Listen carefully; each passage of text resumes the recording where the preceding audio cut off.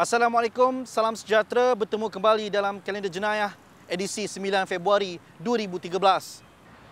Paparan pertama kalender jenayah minggu ini.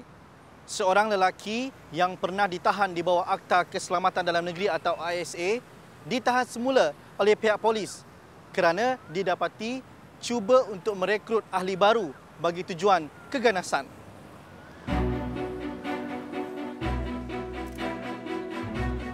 Bekas tahanan Akta Keselamatan Dalam Negeri ISA Yazid Sufaat yang ditahan di bawah Akta Kesalahan Keselamatan Langkah-Langkah Khas 2012 dihadapkan ke Mahkamah Magistrate Ampang untuk didakwa semalam.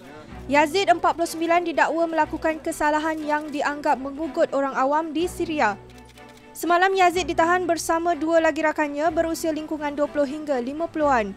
Kesemua suspek turut dipercayai menjadi dalang utama aktiviti keganasan termasuk merekrut ahli baru.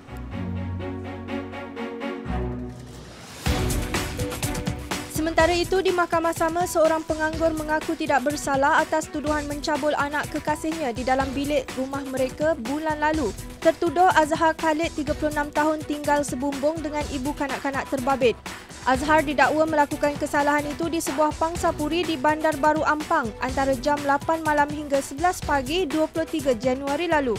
Kes didakwa mengikut Seksyen 354 Kanun Keseksaan yang membawa hukuman penjara maksimum 10 tahun.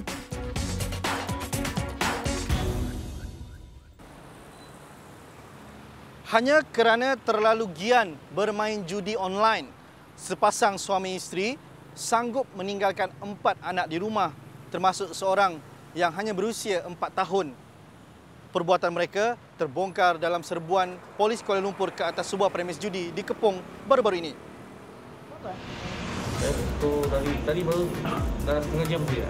Baru setengah jam. Oh, rumah kat mana? Ini flat. Oh, dekatlah. Dekat. Kakak memang selalu teman husband lah. Darah barunya. Oh, apa di rumah pening kepala saya. Rumah begini. Anak pening kepala kan rumah bang. Jadi ini hilang stres lah.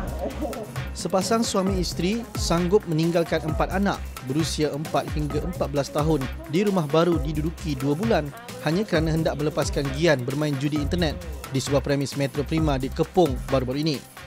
Perbuatan mereka terbongkar apabila ditahan anggota bahagian kongsi gelap judi dan maksiat di 7 IPK Kuala Lumpur kira-kira jam 8.30 malam. Pasangan berkenaan berusia 48 dan 42 tahun mendakwa baru pertama kali datang ke premis itu untuk berjudi. Operasi yang diketuai pegawai turus di 7 IPK Deputy Superintendent Azman Muhammad itu memeriksa 4 premis di kawasan berkenaan dan menahan 3 pelanggan serta 5 penjaga warga asing. Polis turut merampas 127 unit komputer serta wang tunai RM1,110. Pada hari ini, 3 premis yang kita buat serbuan hanya terdapat 3 orang pemain saja. Iaitu penjaga lebih banyak daripada pemain. Ini adalah aturan daripada serbuan yang kita jalankan secara berterusan.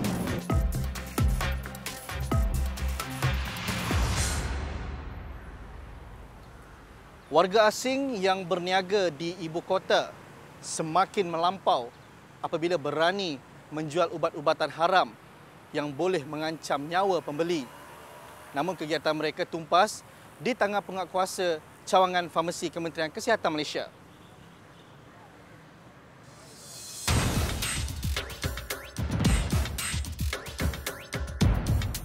Beberapa premis dimonopoli warga Myanmar yang dipercayai mengaut keuntungan mudah dengan menjual ubat-ubatan haram yang diseludup masuk ke negara ini terbongkar apabila premis itu diserbu bahagian penguatkuasa farmasi Kementerian Kesihatan Malaysia sekitar Lebuh Pudu semalam.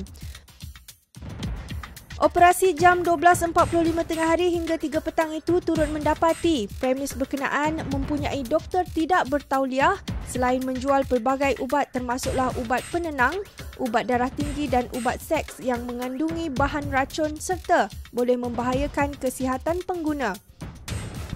Serbuan dilakukan 50 pegawai penguatkuasa farmasi Kementerian Kesihatan Malaysia diketuai Ketua Cawangan Penguatkuasaan Farmasi Wilayah Persekutuan Kuala Lumpur Adnan Salimin yang mengadakan serbuan mengejut di sekitar kawasan terbabit. Turut dirampas 500 jenis ubat-ubatan beracun yang diseludup di 13 buah premis dengan nilai rampasan sebanyak RM500,000.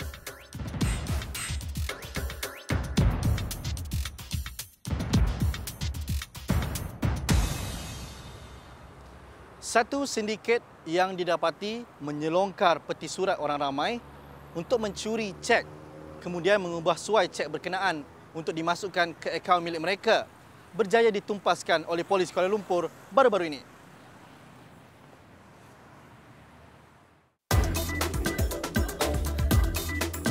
Satu sindiket pintasan dan ubah suai cek yang didalangi sepasang adik-beradik tumpas selepas polis melakukan beberapa siri serbuan sekitar cerah sejak 29 Januari lalu. Difahamkan kumpulan penjenayah itu turut mengupah keldai akaun pekerja am dan pekerja khas bagi mendapatkan wang secara mudah.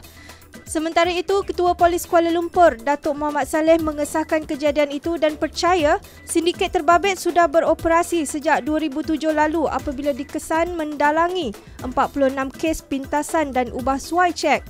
Polis kini sedang giat menjalankan siasatan lanjut bagi mengesan beberapa suspek lain termasuk 2 dalang utama. Jadi sindiket ini telah pun beroperasi semenjak tahun 2010 yang lalu, ya.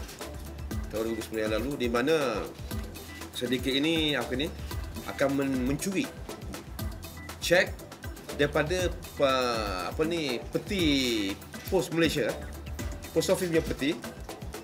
Dia buka, dia ambil cek tu, dia ambil semua yang ada dalam peti tu, dan dia ambil cek-cek yang mana-mana surat yang mengandungi cek, ya. Dan surat-surat lain dia akan dibuang. Dan cek ni kemudiannya akan dibawa ke satu tempat untuk dipalsukan jumlah amount dia.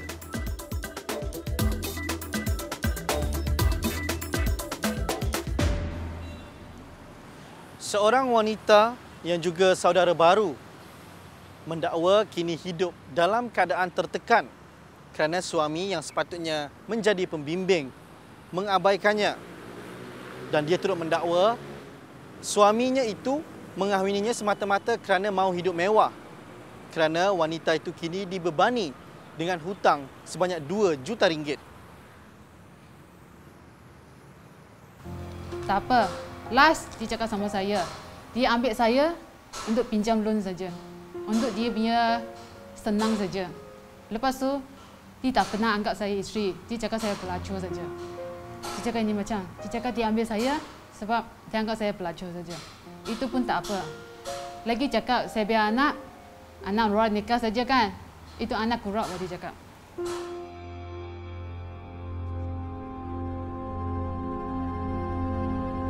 Dia ikhlas memeluk Islam dan teruja untuk menjalani kehidupan sebagai seorang muslimah.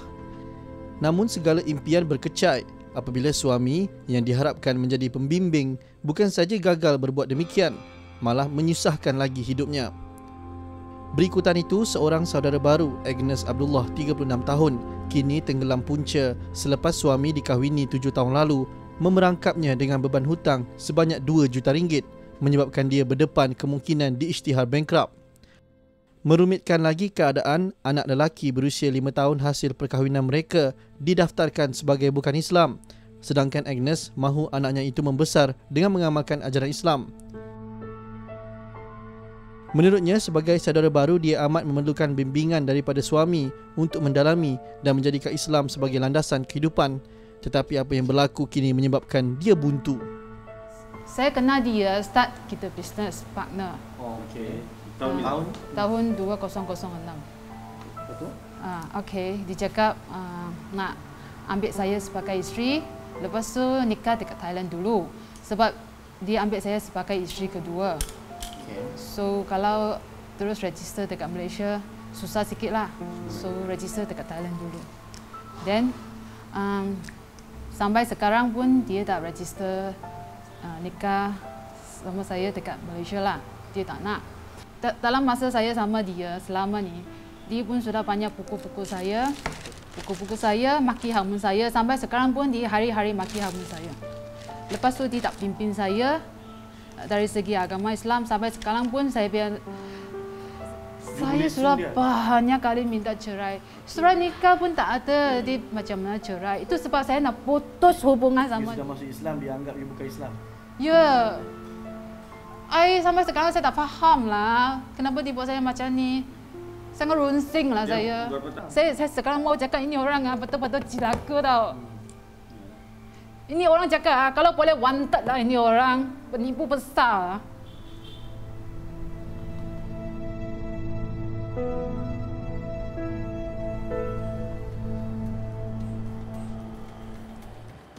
Sekian dulu paparan kalender jenayah untuk minggu ini. Pastikan anda terus melayari laman web hmetro.com.my untuk pelbagai kandungan berita dan video menarik setiap hari. Saya mewakili warga kerja harian Metro mengucapkan Selamat Tahun Baru Cina kepada semua masyarakat Tionghoa. Dengan itu, Assalamualaikum dan salam sejahtera.